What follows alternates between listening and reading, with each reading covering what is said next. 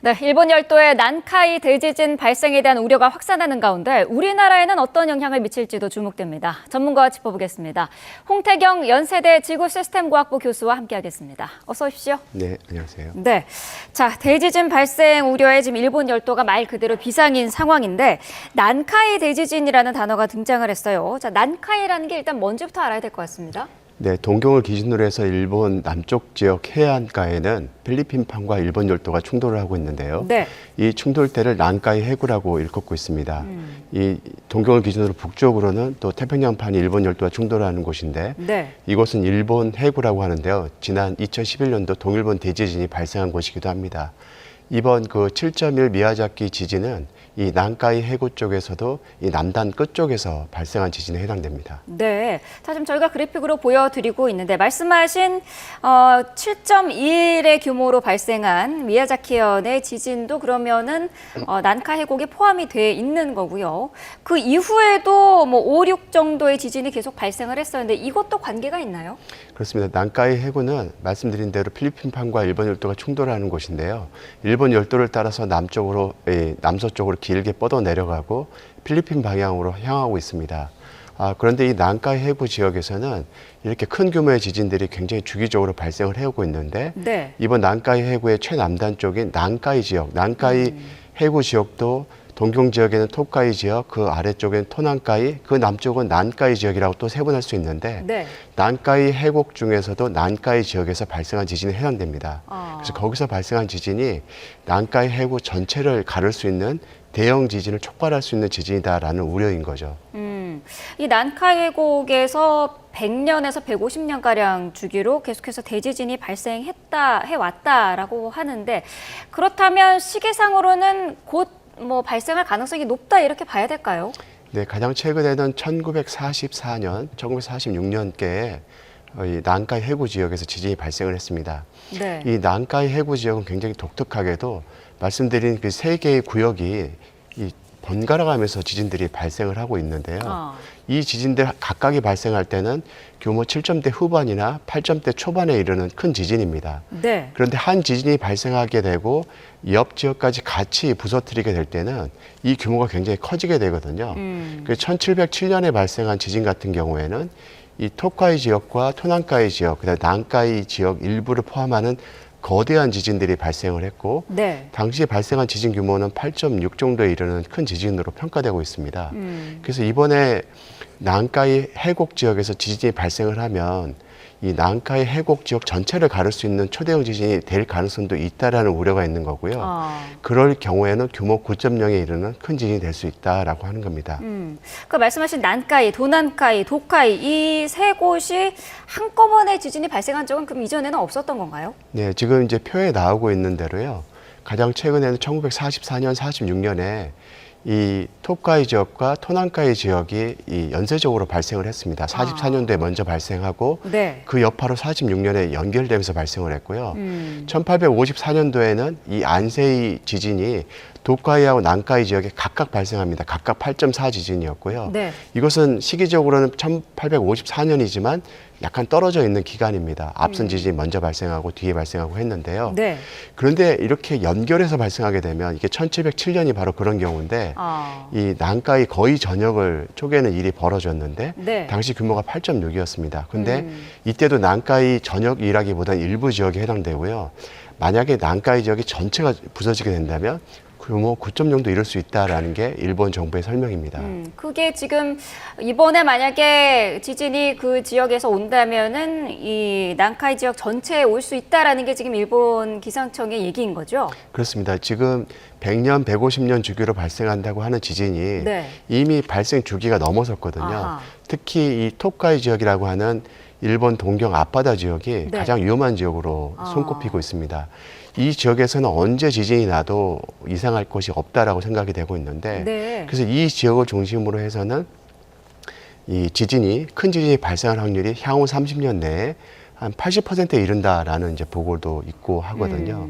그런데 이걸 넘어서서 난카이 전체 지역을 부서뜨릴 수 있다라는 얘기가 되는 겁니다. 네, 자 지금 상당히 무서운 그런 상황일 것 같은데 일본에서 대지진주의보라는 게 처음으로 발령이 됐어요. 근데 사실 지진이라는 거는 예보라는 게 없지 않습니까? 그렇습니다. 그만큼 위험성이 높다라는 거고요. 이런 예보가 잘못 나갔을 때는 국민에 미치는 영향이 너무 크다는 건 일본 정부도 잘 알고 있습니다. 네. 그만큼 위험하기 때문에 경보를 내린 상황이고 특히 2011년도 동일본 대지진이 발생할 때 보면 규모 9.0 지진이 발생하기 이틀 전에 규모 7.3 지진이 먼저 발생했습니다. 네. 당시에 그 지진이 발생했을 때는 그 지역에서 발생할 수 있는 큰 지진이 발생했다라고 생각했고 그 지진이 본진이라고 판단을 했던 거죠. 그런데 그 지진이 결국은 나중에 알고 보니까 전진이 됐던 셈이고요. 네. 동일본 대지진을 촉발하게 되는 계기가 됐던 지진이 됐었던 겁니다. 이번 7.1 지진이 발생하게 되면서 이 난카이에 발생하는 큰 대형 지진을 일으키는 촉발 지진이 되지 않을까라는 걱정을 하고 있는 거고요. 네. 이에 따라서 일본 정부는 과거의 동일본 대지진 이후의 조사 결과에 의해서 난카이 지역에 큰 지진이 날 수 있다라는 발표를 이미 했기 때문에 이런 경보도 같이 내리게 된 것이죠. 네. 어쨌든 지금 일본 기상청은 일주일 안에는 난카이 대지진이 발생할 가능성을 0.5%로 전망을 했고요. 또 향후 30년 안에 발생할 가능성은 80%에 달한다라는 게 지금 일본 정부의 그런 전망인데 교수님께서 보시기에는 시기적으로 언제쯤 발생할 가능성이 높다고 보시나요? 이 얘기는 조금 구분해서 얘기를 해야 될 것 같은데요. 네. 아까 30년 내에 지진이 발생할 확률이 80%다라고 하는 거는 난카이 해구 지역에서 지역별로 구역별로 조금씩 발생하는 지진, 그게 이제 규모 8점대 초반 지진인데요. 네. 이게 30년 내에 80%에 이른다라는 얘기가 되는 거고 이 초대형 지진이라고 하는 난카이 해곡 지역 전체를 쪼개는 지진이 발생할 확률이 0.5%라는 얘기입니다. 이건 상당히 큰 수치거든요. 큰 수치인가요? 0.5%? 예, 0.5%면 무시할 수 있는 수치다라고 생각할지 모르지만 네. 애초에 난카이 해구 전체 지역을 다 쪼개는 일이 발생하는 것 자체가 매우 어려운 일입니다. 근데 그 0.5% 확률이라도 있다라는 얘기는 네. 가능성이 매우 높다라는 얘기를 반증하고 있는 것이고요. 그다음에 이 난카이 해곡 지역 전체를 쪼갤 가능성이 매우 높아졌다라는 얘기를 하고 있는 겁니다. 네. 그런 측면에서 보면은 난카이 해곡 지역에서 규모 8점대 초반의 지진이 30년 내에 30년도 안 걸려서 빨리 발생할 가능성도 있지만요. 사실 이 얘기들은 제가 학교 다니던 1990년대 초반에도 이미 나왔던 얘기들입니다. 근데 그런 얘기들이 지금까지 계속 된다는 거는 응력이 계속 누적이 되면서 발생하지 않고 있다는 얘기거든요. 네. 그럼 막상 발생하게 된다면 응력은 더 많이 누적이 됐기 때문에 더 큰 지진으로 발현될 수 있다라는 의미를 포함하고 있는 겁니다. 그래서 위험성이 점점점 높아지고 있다라는 얘기를 하고 있는 것이지 네. 이거 참 거짓말이구나 혹은 낭설이구나라고 치부해버릴 일이 아니라는 거죠. 그렇군요. 자, 난카이 전체가 쪼개질 가능성 0.5%가 결코 낮은 가능성이 아니다라는 말씀을 해주셨고요. 지금 어쨌든 피해 규모가 상당할 것으로 예상이 되는데 일본 정부는 13년 전에 그 동일본 대지진을 뛰어넘는 그런 피해를 예상을 하고 있어요. 어느 정도로 예상하시나요? 동일본 대지진은 일본 동북쪽 지역에서 발생을 했기 때문에 네. 인구가 상대적으로 적고 그다음 산업들이 조금 약한 곳이 타겟이 됐습니다. 네. 가장 가까운 도시라고 하면 센다이가 되겠는데요. 하지만 이번 난카이 해곡 지역이 위치하는 곳은 동경 이남 지역에 해당되는 곳인데 이곳은 상대적으로 인구 밀도가 높고 대도시가 더욱 많은 곳입니다. 그래서 만약에 지진이 발생하게 된다면 이 도시들에 더 큰 피해를 일으킬 수 있고요. 네. 특히 동일본 대진이 발생한 곳에서부터 가장 가까운 도시인 센다이까지는 200여 킬로 떨어져 있는 상황이었거든요. 해안 지역에서.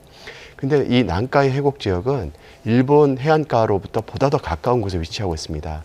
같은 규모 9.0이라도 가까운 곳에서 발생하는 지진은 지진동이 더 크게 발생할 가능성이 있고 네. 인구 밀도가 높은 데다가 산업도 굉장히 발전돼 있는 일본의 큰 경제적으로 또 인명 피해도 굉장히 커질 가능성이 있다는 얘기죠. 지금 뭐 일본 내의 소식을 들어보면은 식료품 사재기 같은 것도 지금 일어나고 있고 휴가 취소하는 움직임도 있다고 하고요. 뭐 지진운 뭐 얘기도 나오고 있습니다. 신기한 구름 모양을 보고 저것은 뭐 지진이 곧 올 거라는 그런 예언이다. 이런 비과학적인 정보도 떠돌고 있다고 하는데 그만큼 일본인들에게 이 난카이 지역의 지진이라는 거는 공포감이 상당히 큰 것 같아요. 그렇습니다. 오랫동안 많은 지진들이 발생을 해왔고요. 특히 30년 내에 발생할 확률이 높다라는 얘기들을 네. 꾸준히 들어왔었더라. 올 것이 왔구나라는 생각을 하고 있는 상황입니다. 그러다 보니까 굉장히 우려감이 높은 상황이고요. 네. 사실 동일본 대지진 같은 경우는 그 지역에서 그렇게 큰 지진이 발생할 거라고 미처 예상하지 못했습니다. 네. 물론 동일본 대지진 전에 서기 869년도에 조간 얼스퀘이크라고 그래서 조간 지진이라고 그래서 약 규모 8.6 정도 되는 평가되는 지진이 발생했던 사례가 있긴 합니다. 네. 1000년 전 자료를 분석을 해보니까 쓰나미가 한 30m 정도 퇴적물을 만들어냈고 이 정도면은 규모 8.6은 되겠구나라고 판단을 했었던 거죠. 네. 하지만 이 지진이 2011년도 동일본 대지진으로 발현될 거라는 건 예상을 못한 상황이었거든요. 그러다가 큰 지진이 났는데 네. 이 지역 같은 경우, 난카이 지역 같은 경우는 오래전부터 지진이 반복적으로 발생한 지역이다 보니까 우려가 훨씬 더 크고 걱정도 더 큰 거죠. 네. 저희가 뭐 조금 전에 그 구름 이야기도 했습니다만 혹시 실제로 지진을 좀 미리 좀 알 수 있는 그런 전조 증상이랄까요? 그런 게 있습니까? 예, 지진운, 지진광 등 뭐 여러 얘기들이 나오고 있습니다. 네. 예, 학술적으로는 지진운, 지진광 등을 설명할 수 있습니다. 진짜 단층 면상에 응력이 누적이 되게 되면 앞전 현상으로 이 전하가 이 대기 중에 정렬이 일어나게 되고요. 네. 그 결과로 지진운이나 지진광이 발현할 수 있습니다. 이건 실험적으로도 굉장히 실험이 가능한 상황인데요. 그렇군요. 문제는 뭐냐면은 이런 지진운과 지진광이 꼭 지진 때문에 만들어지는 게 아닙니다. 저런 모양을 띠는 현상이 꼭 지진 때문에 만들어지는 건 아니고요. 네. 또 큰 지진이 난다고 그래서 반드시 관측되는 것도 아닙니다. 그러다 보니까 저런 현상이 보인다고 그래서 저게 지진 전조 현상이구나 라고 판단하기 어려운 거죠. 그래서 이 학술적으로는 저런 현상이 보이더라도 저걸 지진 예지로 보지 않고 있고요. 네. 다른 현상들을 오히려 지진 예지로 활용하고 있는데 그것들은 이제 미소 지진이라든가 전진 등이 급증하는 현상들을 이제 판단하기도 하고 네. 응력이 누적되는 양들을 또 판단할 수 있거든요. 그래서 응력 누적 양들을 판단해 보고 이곳에서 발생할 지진이 어느 정도 되겠구나라는 것을 선제적으로 판단하기도 합니다. 네, 그렇군요. 자, 아무래도 이웃 국가이기 때문에 우리나라에 미칠 영향이 궁금한데 난카이 대지진이 발생할 경우에 우리나라 좀 남해 쪽에 가까울 것 같은데요. 어느 정도 피해를 예상해 볼 수 있을까요? 예, 이번 미야자키 지진은 이 남해까지 거리가 한 400여 킬로 조금 넘는 거리들에 위치하고 있는데 네. 관측 자료를 보게 되면 우리나라 이제 기상청에 기록된 자료들이죠. 최대 지진동이 1cm 정도 움직이게 됩니다. 그러니까 위아래로 1cm니까 실제로는 2cm 정도 움직인 상황인데요. 네. 그런데 만약 규모 9.0의 지진이 바로 난카이 그 자리에서 발생하게 되면 규모 7.1 지진보다 약 1000배가량 더 큰 지진이고요. 네. 1000배가량 더 크게 되면 지진동은 그 루트 1000이 돼서 한 30배가량 더 큰 지진동을 만들어냅니다. 그럼 쉽게 생각을 하자면 지금 관측된 1cm 위로 아래로 움직였던 지진 파형이 위로 30cm, 아래로 30cm, 도합 한 60cm 폭을 가지고 움직일 수 있다는 얘기가 되는 거죠. 네. 이제 그렇게 되면 우리나라 남해안 연안에 있는 도시들의 지진동이 상당히 전파될 수 있다는 우려가 되는 거고요. 일본 열도 같은 경우에는 이 내진 성능이 우리나라보다 훨씬 강화된 내진 성능을 쓰고 있는데 그렇죠. 우리나라 같은 경우에는 비교적 우리나라 한반도 주변에서 발생한 지진에 대한 대응을 하기 때문에 내진 성능이 낮은 형편이거든요.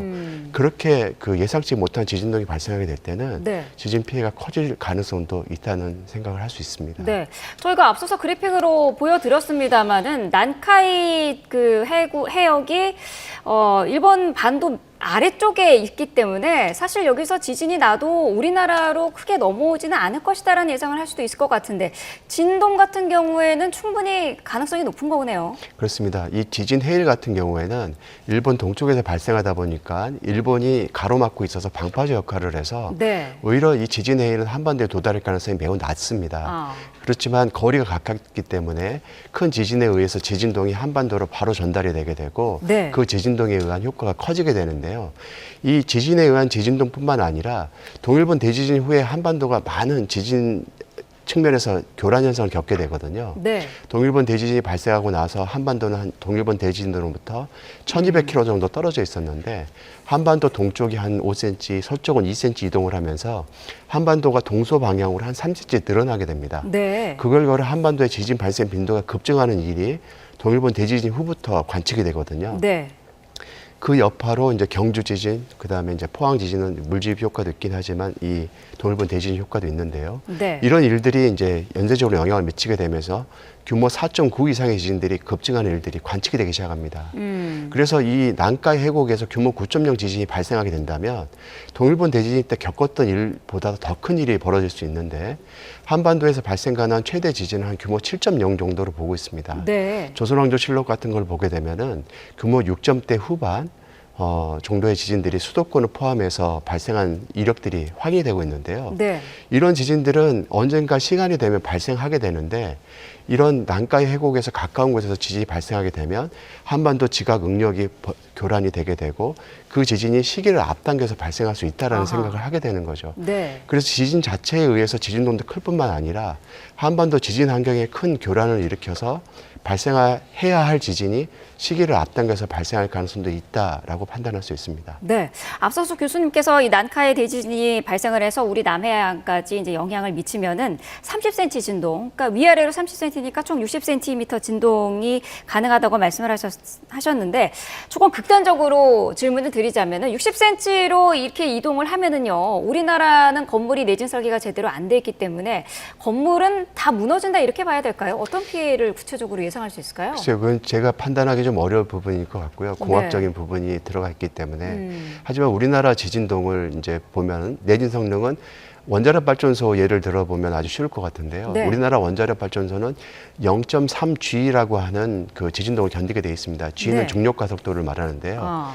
땅이 흔들리는 정도를 0.3G까지 견디게끔 디자인돼 있다는 겁니다. 네. 중력 가속도의 30% 흔들리는 정도까지는 견딘다는 얘기인데 일본 열도 같은 경우는 일본 열도에 있는 원자력 발전소는 1G가 넘어서는 원자력 발전소들이 많습니다. 네. 그러니까 우리나라가 가장 강력하다고 하는 원자력 발전소조차도 내진 성능이 그 정도니까 다른 민간 건축물 같은 경우는 훨씬 낮은 내진 성능을 구축하고 있다라고 판단하시면 되겠습니다. 네. 자, 이제는 뭐 한반도도 더 이상 지진 안전지대가 아니다라는 평가도 나오고 있기 때문에 여러 가지 대비를 좀 늦었지만 해야 될 것 같은데 어떻습니까? 내진 성능을 건물에 지금이라도 넣어야 되는 게 맞는 것인지 어떤 대비가 좀 더 필요할까요? 지금도 내진 성능은 이제 구현하고 있는데 네. 문제는 뭐냐면 이 내진 성능을 구현할 때 쓰는 지진 제해도라고 하는 것이 네. 한반도 주변에서 발생하는 지진을 대상으로 지진 제해도를 작성하게 됩니다. 그러다 보니까 이 난카이 해곡에서 발생하는 지진의 발생 빈도나 최대 지진을 미처 계산에 넣지 못하게 되는 일들이 벌어졌었고요. 그래서 지진 제해도를 만들 때 일본에서 발생한 지진들도 충분히 반영해야 되는 상황입니다. 그래서 충분히 반영을 해서 천년에 한 번이라도 발생할 만한 그런 큰 지진을 대비하는 것들이 필요하고요. 네. 특히 원자력 발전소라든가 내진 성능이 크게 강화되는 시설물에 대해서는 특별히 더 고려를 해야 되는 상황이라고 할 수 있습니다. 네, 알겠습니다. 자, 일본 열도를 흔들고 있는 난카이 대지진 우려와 한반도에 미치는 영향까지 짚어봤습니다. 홍태경 연세대 지구시스템과학부 교수와 함께했습니다. 오늘 말씀 감사합니다.